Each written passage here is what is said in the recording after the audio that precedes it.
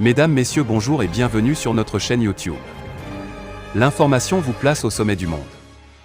Alors si vous êtes nouveau, abonnez-vous et activez aussi la cloche de notification pour ne plus rien manquer. On commence.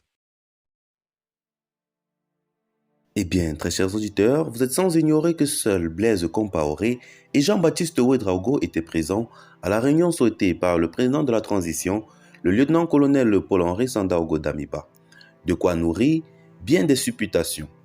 En conviant ses prédécesseurs au palais de Kosiam pour une rencontre de haut niveau autour des questions liées à l'intérêt supérieur de la nation dans un but de réconciliation nationale dans un contexte de crise sécuritaire, le président Paul-Henri Sandaogo Damiba n'avait certainement pas envisagé ce format marqué par l'absence de 3 anciens chefs d'État sur les 5 invités qu'étaient Michel Kafando, Blaise Compaoré et Jean-Baptiste Ouédraogo, Yacouba Isaac Zida et Rochma Christian Kaboré. En effet, seuls Blaise Compaoré et Jean-Baptiste Ouédraogo ont répondu présents. Officiellement, Yacouba Isaac Zida, qui réside au Canada, n'a pu se soustraire aux contraintes administratives qui s'imposent à lui, tandis que Michel Kafando a avancé des raisons de santé tout en envoyant un message de soutien à l'initiative.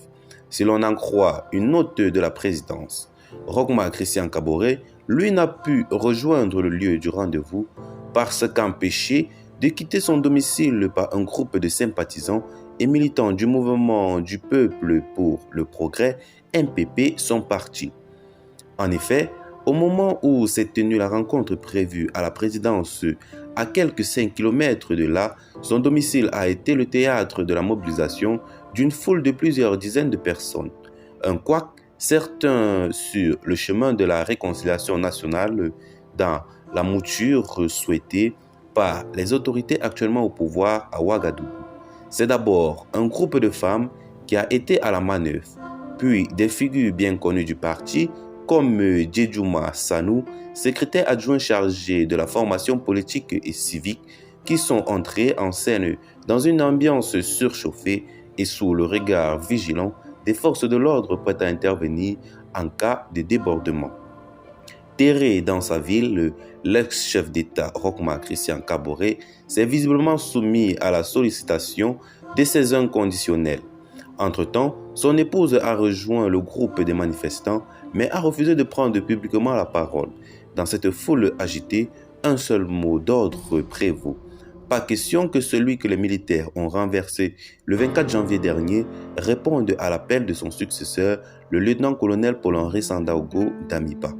Yassia Sawadogo est l'un des premiers à se retrouver là tôt le matin. Ce sympathisant de l'ex-président, qui se présente plutôt comme un citoyen libre, estime que, pour rien au monde, Rochma Christian Kaboré ne devrait prendre part à la rencontre de Kosiam, surtout pas à côté de Blaise Compaoré. Blaise Compaoré a été jugé et condamné. Il est indécent de le faire venir pour de soi-disant concertation pour réconciliation. Je ne sais pas pourquoi la justice est muette à propos. Je me demande quel enseignement donner à nos enfants, à nos petits frères, tant les lois de la République sont bafouées. Cela est très grave, d'autant que ça crée des précédents. S'indigne-t-il pour ce quadragénaire empêcher l'ex-président de participer à cette rencontre où sa place est pourtant réservée, c'est protéger son image face à un simulacre de réconciliation. Quant au secrétaire adjoint chargé de la formation politique et civique, Djedjouma Sanou, il a les mots suivants. Je cite: « Je félicite les femmes et la jeunesse du MPP qui ont eu le bon réflexe de venir empêcher que Rochma aille participer à cette mascarade de justice, de réconciliation nationale. Les militaires ont pris le pouvoir le 24 janvier pour dire qu'ils allaient lutter contre le terrorisme en soutenant que Rochma Kaboré n'était pas à la hauteur des événements.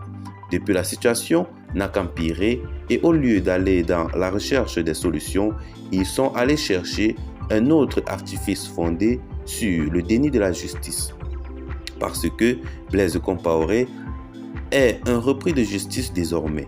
Il a été jugé et doit être déposé à la maison d'arrêt et de correction de Ouagadougou.